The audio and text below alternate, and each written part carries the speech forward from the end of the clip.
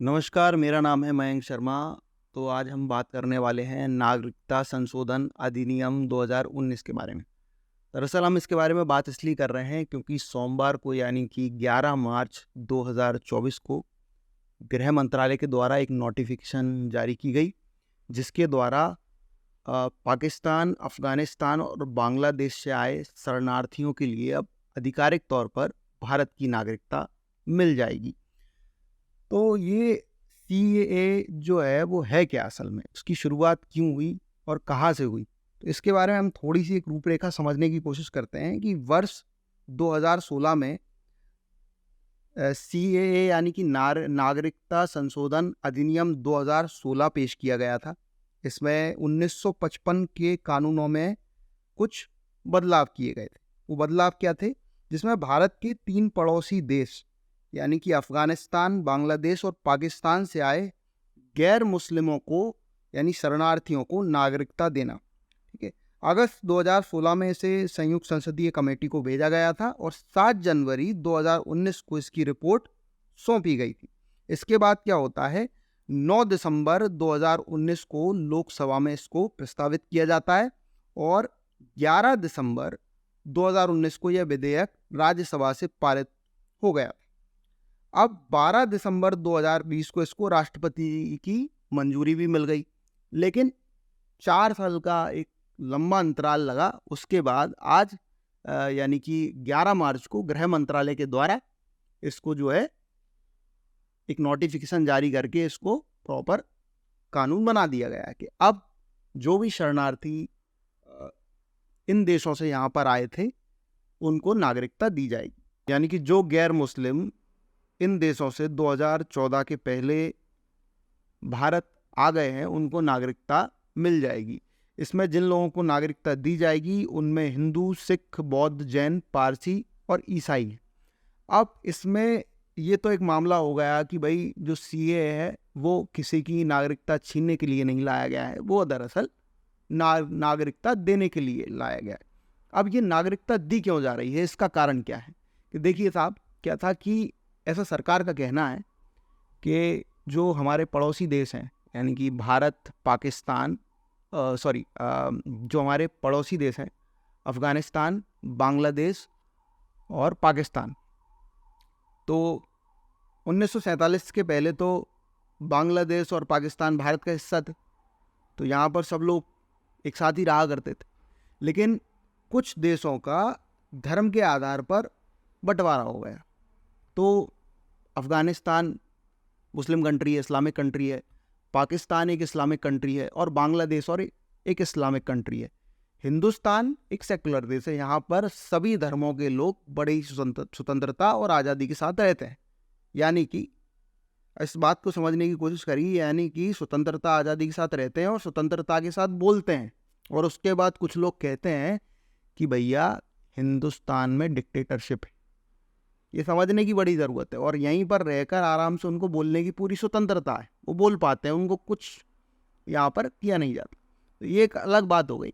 लेकिन अपन बात कर रहे हैं कि ये एक सेकुलर मुल्क है, तो यहाँ पर कोई भी व्यक्ति रहता है। अब इन 3 जो इस्लामिक कंट्रियाँ हैं, यहाँ पर जो अल्पसंख्यक वर्ग है उसको समस्या हो रही है, उसको धार्मिक आधार पर प्रताड़ित किया जा रहा है और वो लोग धार्मिक प्रताड़ना के कारण भारत में आकर बस गए, जिसके तहत कुछ लोग लीगल तरीके से आए, कुछ लोग इनलीगल तरीके से आए। लेकिन अब वो जैसे भी आए हैं भारत, अगर किसी के ऊपर कुछ पहले से कुछ केस चल रहे हैं और अगर वो मान के चलो अपना आवेदन देता है, ऑनलाइन आवेदन की एक प्रक्रिया है बड़ी आसान सी, तो उसके ऊपर वो सारे मुकदमे भी खारिज हो जाएंगे और उसको भारत की जो है नागरिकता मिल जाएगी। उसको अपने जो भी ज़्यादा कागज़ दिखाने की ज़रूरत नहीं है, उसको सिर्फ अपना ये बताना है कि भाई साहब हम हिंदुस्तान कब आए थे।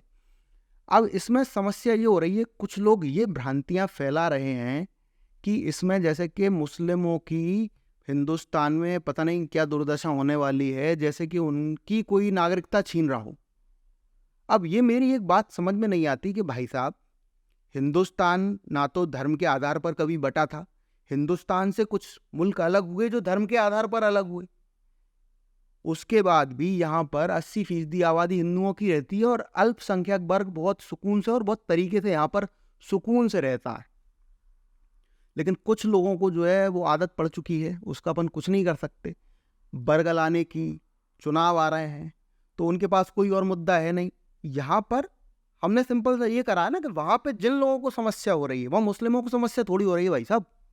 इस्लामिक कंट्री में क्या धर्म के कारण कोई इस्लामिक व्यक्ति को परेशानी करेगा क्या?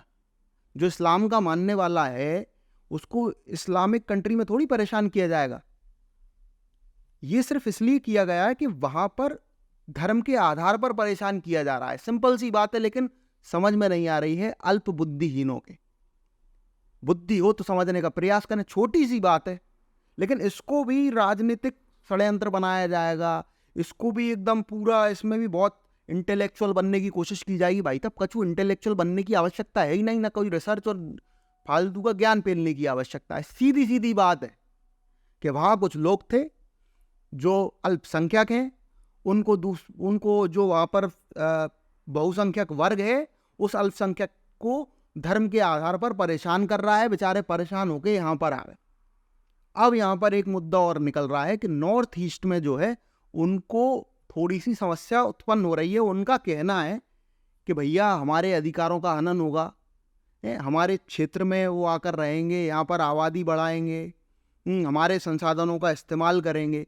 ये एक समस्या अलग से निकल करके आ रही है, वो एक अलग समस्या है। सरकार उसका कैसे निवारण करेगी वो समझेंगे।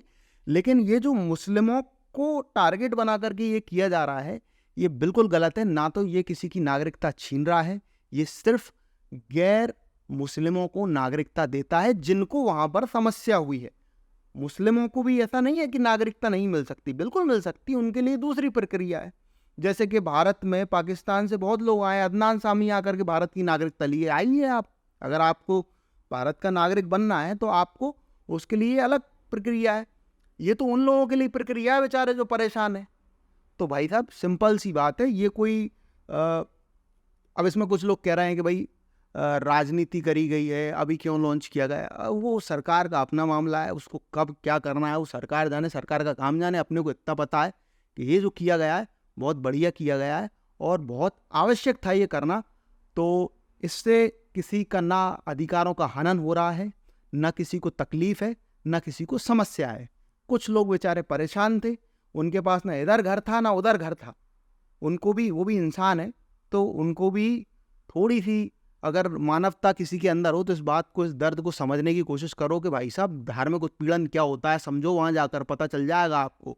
आप इस देश में रह रहे हो ना, आपको सब चीज़ें शांति से मिल रही हैं, गालियाँ दे रहे हो, विरोध कर रहे हो, उसके बाद कोई तकलीफ नहीं हो रही है, ठीक है। वहाँ जाके समझो कि क्या तकलीफ होती है जब आपको अपने धार्मिक चीज़ों, आपको ये खुद के नाम के आगे अपना सरनेम लगाने में तक समस्या खड़ी हो जाती। उनसे जाकर के पूछो तकलीफ क्या होती है। ये मुद्दे बनाने से फालतू के कुछ नहीं होता। और कुछ पत्रकारों का तो यही काम हो गया और वो इसी चीज़ में लगे हुए, ठीक है। तो सीधी बात है, बहुत सही हुआ है और ये होना भी चाहिए था, ठीक है। अपन ने अपनी बात कह दी। अब इससे ज़्यादा बहुत ज्ञानवान लोग हैं यूट्यूब पे या चैनलों पे, आप उनको सुनकर और ज्ञानवर्धन, अपना ज्ञान बढ़ा सकते हैं। मेरे पास इतनी जानकारी थी और सटीक जानकारी थी, इसके अलावा ना आगे ना पीछे कुछ भी नहीं है। सिंपल सी बात है। नमस्कार।